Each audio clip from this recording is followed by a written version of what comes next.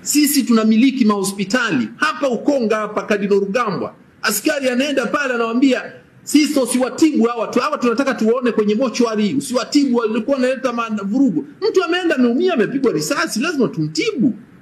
Alafu baadaye sheria uzuri zaidi, sheria zinaruhusu hata kama ana ile mnaita nini PF3 tunaruhusu kumtibu. Alafu baadaye ndio tunahakikisha kwamba tunatoa taarifa polisi, mtu huyu hapa alikuja na amepigwa risasi.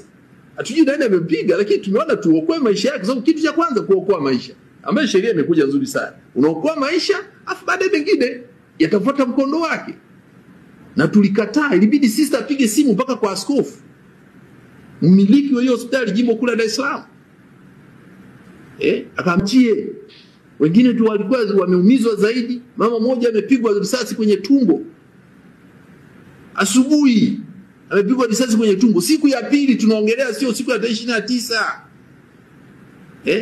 Sasa yametokea, sisi tuna hospitali, maiti tumezipokea. Sasa unaposema tusikiri, tukiri, watu wameuawa kwa kupigwa risasi za moto. Hatujiongelea waliokatwa mapanga, sijui kama wenyewe hapa tujui. Ndio polisi watatuambia sasa. Labda hiyo tume ndio itasema. Nimesema risasi tu lakini zipo walikatwa panga au hapo walifanya nini? Kwa hiyo hakuna swala kusema tusubiri tume.